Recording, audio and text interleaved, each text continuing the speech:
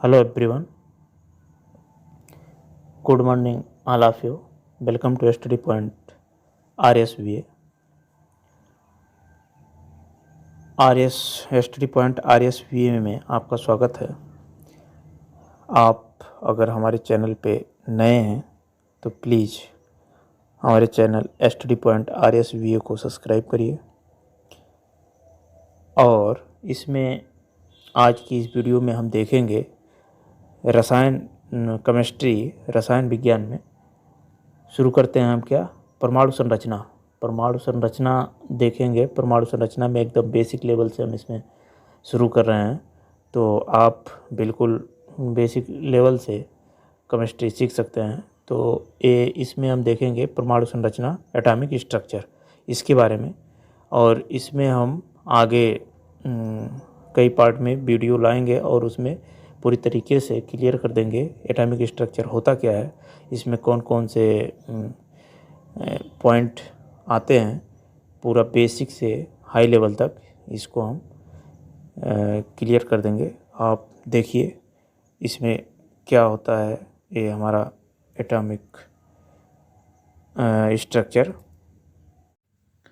देखिए आज की इस वीडियो में हम देखेंगे एटॉमिक स्ट्रक्चर के बेसिक पार्ट में कुछ और क्वांटिटी जो बेसिक में केमिस्ट्री में इम्पोर्टेंट है, उसमें से पहला हम देखेंगे। यहाँ कोई भी द्रव्य होता है वो किस अवस्था में रहता है, वो तीन अवस्थाएं अभी यहाँ नॉर्मल होती हैं। वो होता है सॉलिड या ठोस अवस्था, गैस अवस्था या फिर द्रव अवस्था। तो इसमें हम पहला देख रहे हैं सॉलिड स्टेट। सॉलिड स्टेट क्या होता है, कोई भी द्रव्य हो, तो द्रव्य या पदार्थ कुछ भी बोल सकते हैं। तो द्रव्य की वह अवस्था जिसका आयतन एवं आकार निश्चित होता है। द्रव्य की वह अवस्था जिसका आयतन एवं आकार निश्चित होता है। आयतन और आकार, ये दोनों क्या होता है, आयतन और आकार हमारा निश्चित होगा। आयतन और आकार हमारा क्या होगा, कांस्टेंट होगा। ऐसी अवस्था ठोस अवस्था कहलाती है। ऐसी अवस्था क्या कहलाती है, हमारी सॉलिड स्टेट या ठोस अवस्था कहलाती है। कि द्रव्य या पदार्थ की वह अवस्था जिसका आयतन एवं आकार दोनों कांस्टेंट होता है, वो हमारी कहलाती है क्या, ठोस अवस्था। जैसे लकड़ी है, लकड़ी में क्या है, लकड़ी ठोस अवस्था में है, सॉलिड में है। चट्टान है, चट्टान सॉलिड है, इसका आयतन निश्चित होगा क्योंकि उससे ज़्यादा तो जगह लेगी नहीं जो सॉलिड है, और आकार भी उसी तरीके से होगा। तो इस तरीके से आप लकड़ी देख सकते हैं, चट्टान देख सकते हैं। बर्फ़ है, बर्फ़ जितना में बर्फ़ है उतना ही उसका आयतन होगा, वो आकार भी होगा। ईंट है, ईंट भी सॉलिड है तो आकार उसका निश्चित है, आयतन निश्चित है। तो इस तरीके से आप सॉलिड स्टेट के बारे में बोल सकते हैं कि पदार्थ या द्रव्य की वह अवस्था जिसका आयतन और आकार दोनों निश्चित होता है, कांस्टेंट होता है, वो अवस्था कौन सी अवस्था कहलाती है, ठोस अवस्था या सॉलिड स्टेट कहलाती है। और इसमें volume and size both are constant, दोनों कांस्टेंट होते हैं। दूसरा देख लीजिए क्या है इसमें। दूसरे में आप देखेंगे ये यहाँ पे देख लीजिए। दूसरे में हम देख रहे हैं, दूसरे में क्या है, सॉलिड स्टेट के बाद आता है, ये आ जाएगा हमारा द्रव्य अवस्था। द्रव्य अवस्था या इसको आप बोल सकते हैं क्या, लिक्विड स्टेट। द्रव्य अवस्था या हम बोल सकते हैं क्या है, लिक्विड स्टेट है। लिक्विड स्टेट, तो लिक्विड स्टेट में आप देख लीजिए क्या है। लिक्विड स्टेट क्या होता है, द्रव्य की वह अवस्था जिसका आयतन निश्चित होता है। द्रव्य की वह अवस्था जिसका आयतन निश्चित होता है। आयतन क्या होगा हमारा, कांस्टेंट होगा।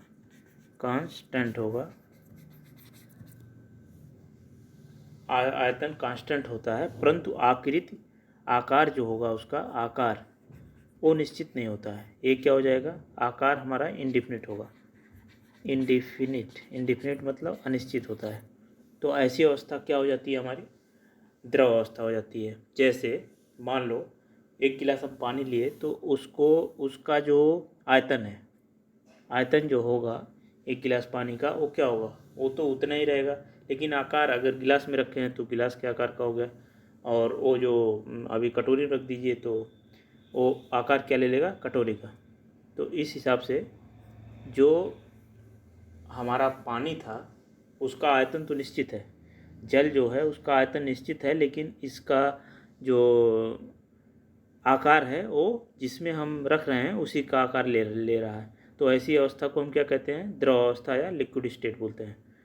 तो इसमें आप इसका डिफिनेशन दे सकते हैं कि द्रव्य या पदार्थ की वह अवस्था जिसका आयतन निश्चित होता है परंतु आकार निश्चित नहीं होता है, द्रव अवस्था या लिक्विड स्टेट कहलाती है।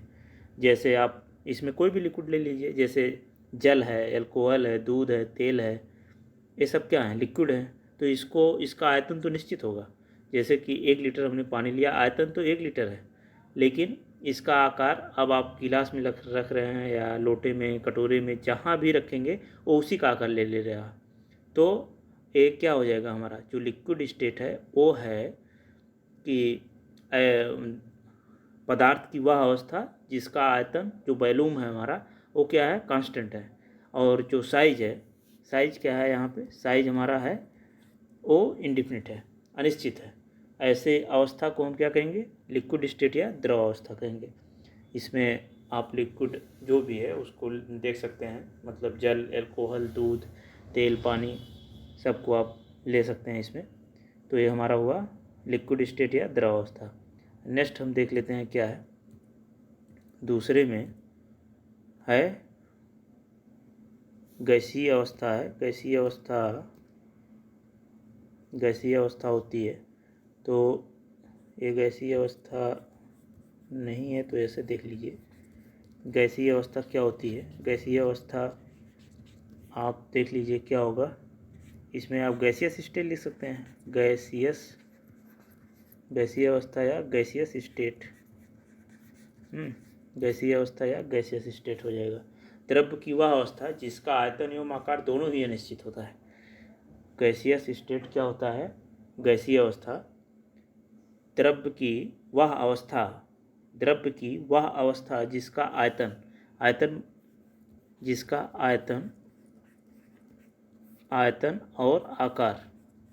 और आकार दोनों क्या होते हैं, ये दोनों होते हैं अनिश्चित या इंडिफिनिट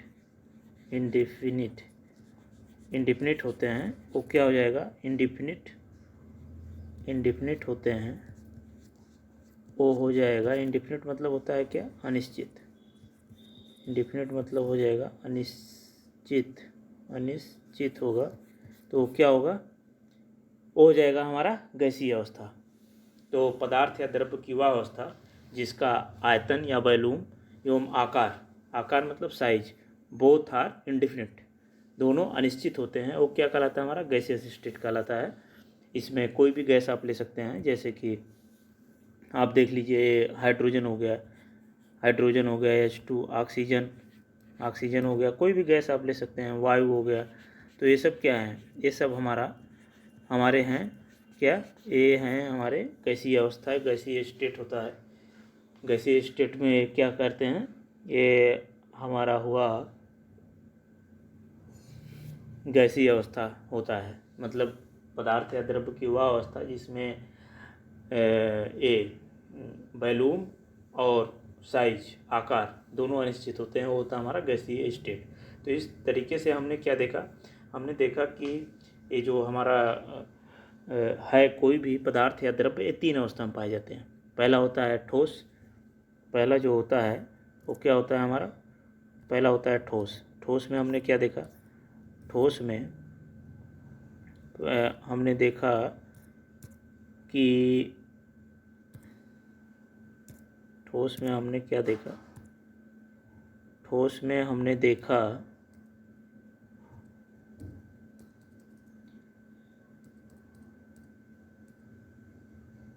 ठोस में हमने देखा ये हो जाएगा अपना कौन सा है, इसका आयतन और आकार दोनों कांस्टेंट होता है ठोस में। सॉलिड स्टेट में आयतन और आकार दोनों क्या होते हैं, कांस्टेंट होते हैं, दोनों निश्चित होते हैं। ऐसी अवस्था को हम ठोस अवस्था कहते हैं। इसमें हमने देखा लकड़ी, चट्टान, बर्फ, ईंट आदि ये होते हैं सॉलिड स्टेट के एग्जाम्पल। उसके बाद हमने देखा द्रव अवस्था। द्रव अवस्था में क्या होता है, आयतन तो कांस्टेंट होता है बट जो साइज होती है, आकृति, वो अनिश्चित होती है। ऐसी अवस्था को हम कहते हैं गैसियस स्टेट या गैसीय अवस्था। इसमें हमारा जो होता है वो नहीं, जिसमें आयतन निश्चित होता है, आकार निश्चित नहीं होता है, वो होता है हमारा लिक्विड स्टेट, द्रव अवस्था। और जिसमें दोनों अनिश्चित होते हैं, मतलब आयतन और आकार दोनों, जो हमारा वॉल्यूम होता है, साइज होता है, both are indefinite, that called gaseous state. वो हो जाएगा हमारा गैसियस स्टेट अवस्था में आ जाएगा। उसमें जितनी भी गैसें हैं, हाइड्रोजन, नाइट्रोजन, ऑक्सीजन, वायु सब ले सकते हैं, वो सब क्या है, हमारा गैसियस स्टेट है उनका। उसके बाद देखिए नेक्स्ट क्या होता है, शुद्ध पदार्थ। शुद्ध पदार्थ क्या होते हैं, प्योर सब्सटेंस। प्योर सब्सटेंस जो होते हैं शुद्ध पदार्थ, उसको हम बोल सकते हैं कि आप ऐसे समझिए कि वे पदार्थ जिनके प्रत्येक भाग का संगठन स्थिर व निश्चित होता है। वे पदार्थ जिनके प्रत्येक भाग का संगठन स्थिर एवं निश्चित होता है, शुद्ध पदार्थ कहलाते हैं। तो आप इसको इस तरीके से देख सकते हैं, वे पदार्थ जिनके प्रत्येक भाग का, जिनके क्या कह रहा है, जिनके प्रत्येक भाग का संगठन जिनके प्रत्येक भाग का संगठन क्या होता है, स्थिर होता है, स्थिर व निश्चित होता है। जिनके प्रत्येक भाग का संगठन स्थिर व निश्चित होता है, वो क्या कहलाते हैं, हमारे शुद्ध पदार्थ कहलाते हैं या प्योर सब्सटेंस कहलाते हैं। तो इसमें आप देख लीजिए क्या होते हैं प्योर सब्सटेंस में। प्योर सब्सटेंस जो होगा उसमें आप देखिए ये क्या होंगे, ये देखिए तत्व क्या होता है। तत्व में आप देख लीजिएगा ये तत्व होते क्या हैं। तत्व जो होता है हमारा, तत्व क्या होता है, आप ऐसे बोल सकते हैं कि वह शुद्ध पदार्थ जिन्हें भौतिक या रासायनिक विधियों द्वारा ना तो अन्य अवयवों में अपघटित किया जा सकता है और ना ही इनमें निर्मित किया जा सकता है। वह शुद्ध पदार्थ जिनमें भौतिक या रासायनिक विधियों द्वारा ना तो अन्य अवयवों में अपघटित किया जा सकता है और ना ही इन्हें निर्मित किया जा सकता है, वो क्या कहलाते हैं, तत्व या एलिमेंट कहलाते हैं। दूसरे शब्दों में आप बोल सकते हैं कि एलिमेंट को आप इस तरह भी डिफाइन कर सकते हैं कि वह पदार्थ जिसमें एक ही प्रकार के परमाणु पाए जाते हैं। वह पदार्थ जिसमें एक ही प्रकार के परमाणु पाए जाते हैं क्या कहलाते हैं, तत्व कहलाते हैं, एलिमेंट कहलाते हैं। आप बोल सकते हैं that substance which have one type atom that called element। वह पदार्थ जिसमें एक ही प्रकार के परमाणुओं से बने हों, वो क्या कहलाते हैं, हमारे तत्व कहलाते हैं, वो हमारे होते हैं एलिमेंट। तो अगर सेम कोई पदार्थ है, आप लिख सकते हैं ऐसे, कोई भी पदार्थ है या सब्सटेंस है, वो क्या होगा, एक ही सेम एटम से बना होगा। सेम एटम से जब बना होगा तो क्या हो जाएगा, सेम एटम से बना है तो हमारा हो जाएगा एलिमेंट, वो ही हमारा हो जाएगा एलिमेंट। मतलब ऐसा सब्सटेंस जो सेम एटम, जिसमें सेम एटम हो जाएगा हमारा एलिमेंट। और एलिमेंट क्या होता है, एलिमेंट के कोई ना कोई संकेत होता है, एलिमेंट का कोई ना कोई संकेत होता है, तो उसको हम कह सकते हैं ये हमारा क्या है, तत्व है या एलिमेंट है। नेक्स्ट देखिए क्या है, नेक्स्ट में देख लीजिए धातु, मेटल। धातु क्या है, मेटल, ये क्या होते हैं। देखिए धातु जो होता है ना, धातु को इंग्लिश में मेटल कहते हैं, या फिर धातु को आप बोल सकते हैं सुचालक बोल सकते हैं, या आप चालक बोल सकते हैं, या आप कंडक्टर बोल सकते हैं। तो इसको आप इस तरीके से डिफाइन कर सकते हैं, वे पदार्थ जो विद्युत धनात्मक होते हैं तथा धात्विक गुणधर्म जैसे तन्यता है, आघातवर्धनीयता है, चमक, कठोरता आदि दर्शाते हैं धातु कहलाते हैं। वे पदार्थ जो विद्युत धनात्मक होते हैं तथा धात्विक गुणधर्म क्या है, वो चमकेंगे, कठोर होंगे, ठोस होंगे, आघातवर्धनीयता होगी, उसमें तन्यता होगी, और ऐसे पदार्थ को क्या कहते हैं हम, धातु कहते हैं। धातु कहते हैं जैसे कि सोना, चांदी आदि। या आप दूसरे शब्दों में बोल सकते हैं कि वे पदार्थ जिसमें विद्युत धारा प्रवाहित की जा सके, वे पदार्थ जिसमें विद्युत धारा प्रवाहित की जा सके या जिसमें विद्युत धारा तेजी से प्रवाहित की जा सके, वो क्या कहलाएंगे, हमारे धातु कहलाएंगे। वे पदार्थ जिसमें विद्युत धारा तेजी से प्रवाहित किया जा सके, विद्युत धारा प्रवाहित हो सके, वो क्या कहलाता है, हमारा धातु कहलाता है। वो हमारा क्या कहलाता है, धातु कहलाता है। विद्युत धारा तेजी से प्रवाहित किया जा सके, जिसमें विद्युत धारा तेजी से जाएगा, वो क्या होगा, धातु होगा।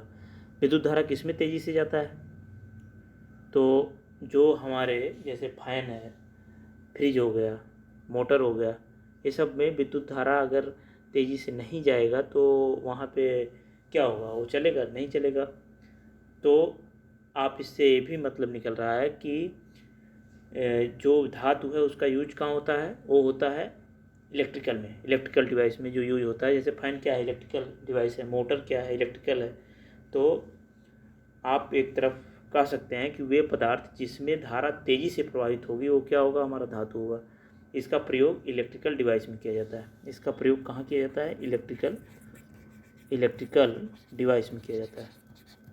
इसका प्रयोग इलेक्ट्रिकल डिवाइस में करेंगे, और ये सब गुण तो इसमें पाए ही जाएंगे। तो ये हमारा धातु कहलाता है, मेटल कहलाता है। इसको इंग्लिश में मेटल कहेंगे, या इसका नाम सुचालक होगा, चालक होगा, या कंडक्टर होगा, जिसमें करंट हम प्रवाहित कर सकें, वो हमारा हो जाएगा धातु। नेक्स्ट देखिए क्या है, नेक्स्ट में क्या आता है, दूसरा देख लीजिए। ये आता है हमारा अधातु। अधातु क्या होगा, अधातु होता है नॉन मेटल, या अधातु को आप बोल सकते हैं अचालक बोल सकते हैं, या कुचालक बोल सकते हैं, या इंसुलेटर बोल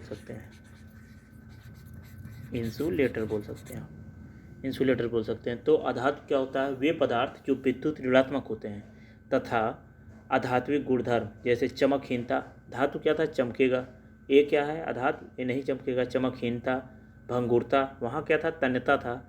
तन्यता जो खींचने पर लंबा हो जाए वही तन्य होता है, वही तन्यता होती है।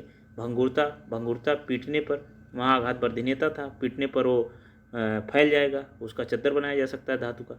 यहाँ क्या है, भंगुरता हो जाएगी, भंगुर हो जाएंगे, भंगुर मतलब पीटने पे टूट जाएंगे, तो भंगुरता होगी।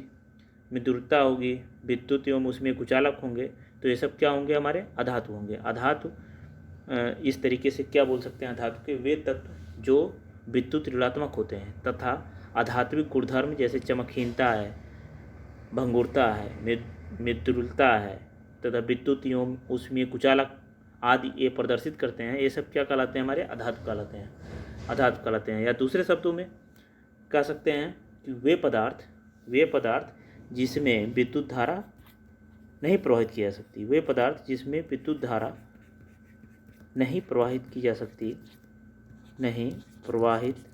जा सकता, वो क्या कहलाते हैं, वो क्या कहलाते हैं हमारे, वो होता है अधातु, वो अधातु होंगे। ये क्या होता है, इंसुलेटर, इसी नाते इसका नाम रखा गया है। अब यहाँ पे क्या कह रहा है, भंगुरता होंगे। जैसे लकड़ी है, लकड़ी का आप क्या करेंगे, लकड़ी को अगर पीटेंगे तो फैलेगा, थोड़ा टूट जाएगा तुरंत, लकड़ी फैलेगा नहीं, तुरंत हमारा टूट जाएगा। और लकड़ी में चमक नहीं होती है, चमकहीन होती है, इसमें लाइट नहीं फ्लो हो सकता है। तो जो भी अधातु होगा उसमें ये सब गुण पाया जाएगा, उसके बाद आप देख लीजिए दूसरा, ये देखिए क्या होता है, ये होता है उपधातु। उपधातु क्या है, उपधातु आप देख लीजिए। उपधातु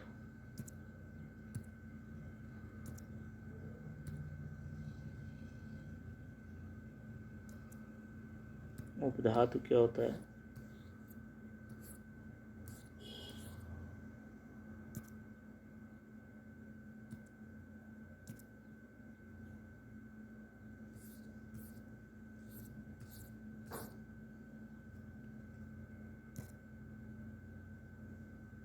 उपधातु देखिए क्या होता है।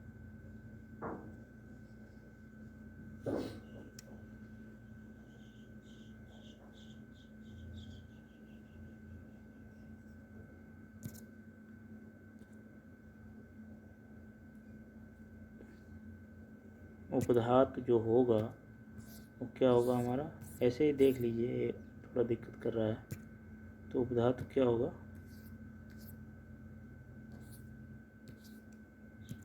उपधातु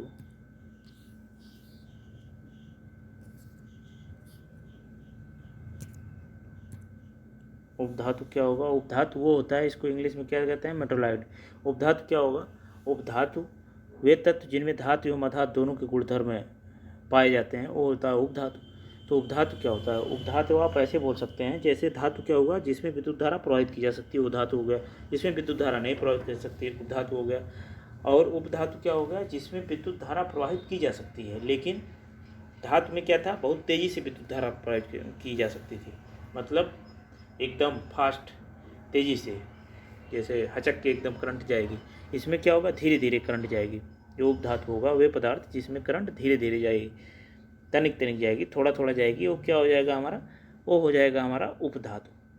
तो उपधातु में वे तत्व आएंगे जिसमें हमारा करंट तो फ्लो होगा लेकिन धीरे धीरे जाएगा, धीरे धीरे जाएगा, तो उसको क्या कहेंगे, उपधातु। उपधातु उसको कहते हैं। तो उपधातु में क्या होगा, आर्सेनिक, आर्सेनिक होगा, आर्सेनिक हो जाएगा हमारा। और क्या होगा, जर्मेनियम। ये ऐसे तत्व हैं जिसमें करंट तो जाएगी लेकिन धीरे धीरे जाएगी। अच्छा, धीरे धीरे कहाँ पे जाए हमें यूज करना पड़ता है करंट का, जहाँ पे धीरे धीरे ज़रूरत होती है वो करंट होती है हमारी, वो करंट जैसे होगा वो जैसे हमारा चार्जर है, मोबाइल है, मोबाइल में करंट धीरे धीरे होनी चाहिए ना। अभी 220 वोल्ट डायरेक्ट चार्जर ना लगाओ, डायरेक्ट जुड़ दो, क्या होगा, ब्लास्ट हो जाएगा। तो यहाँ पे हमें करंट क्या है, धीरे धीरे ज़रूरत है। तो यहाँ पे क्या लगेगा हमारा, उपधातु लगेगा, मतलब मेटलॉइड लगेगा। मेटलॉइड लगेगा कहने का मतलब ये सुपर कंडक्टर, ये जो होगा सुपर कंडक्टर, इसको इंग्लिश में बोल सकते हैं सुपर कंडक्टर। तो यहाँ पे क्या होगा हमारा, ये मेटलॉइड लगेगा, उपधातु लगेगा। तो जैसे मोबाइल हो गया, लैपटॉप हो गया, साउंड हो गया, यहाँ सब क्या होता है, इस पर कम करंट की ज़रूरत होती है। तो ये कौन से सब डिवाइस कौन से हैं, इलेक्ट्रॉनिक्स डिवाइस। तो इससे हमें क्या मतलब निकल रहा है, इसका मतलब ये है कि ये यूज कहाँ पे होगा हमारा उपधातु। उपधातु जो है वो हमारा यूज होगा कहाँ पे, ये यूज होगा इलेक्ट्रॉनिक्स डिवाइस में। आप लिख सकते हैं ये यूज होगा इलेक्ट्रॉनिक्स डिवाइस में। इलेक्ट्रॉनिक्स डिवाइस जो होंगे वहाँ पे हमारा यूज होगा उपधातु। उपधातु वहाँ पे हमारा यूज होगा। तो इस तरह से हमने देखा धातु। आज हमने क्या क्या देखा, इधर अभी देखा धातु मतलब मेटल। धातु क्या होता है, वे पदार्थ जिसमें विद्युत धारा प्रवाहित की जा सकती है, वो होता है हमारा धातु। जैसे क्या है, सोना, चांदी, तांबा, प्लेटिनम, कॉपर, सब क्या है, धातु है जिसमें विद्युत धारा प्रवाहित की जा सकती है। और इसमें चमक होगी, कठोरता होगी, आघात वर्धनीयता होगा, तन्यता होगा। तो ये सब क्या हो जाएंगे, हमारे धातु हो जाएंगे, मेटल हो जाएंगे। इनको आप चालक बोल सकते हैं, सुचालक बोल सकते हैं, कंडक्टर बोल सकते हैं। ये सब क्या है, धातु के ही नाम है। दूसरा हमने देखा अधातु। अधातु क्या होता है, नॉन मेटल। नॉन मेटल मतलब वे तत्व जो विद्युत ऋणात्मक होते हैं, जिसमें अधात्विक गुणधर्म, जैसे चमकहीनता होगी, उसमें भंगुरता होगा, मृदुरता होगा, ये सब क्या हो जाएंगे, अधातु के गुण हो जाएंगे। या दूसरे शब्दों में आप बोल सकते हैं वे पदार्थ जिसमें हम विद्युत धारा नहीं प्रवाहित कर सकते हैं, वो क्या हो जाएगा, वो हमारा हो जाएगा अधातु। जिसमें विद्युत धारा नहीं जाएगी वो हमारा हो जाएगा अधातु। तो जैसे ऑक्सीजन है, नाइट्रोजन है, कार्बन है, ये सब क्या हो जाएंगे, अधातु हो जाएगा। तो और तीसरा हमारा क्या है, वो मेटलॉइड, उपधातु। उपधातु क्या होता है, इसको सुपर कंडक्टर कह सकते हैं।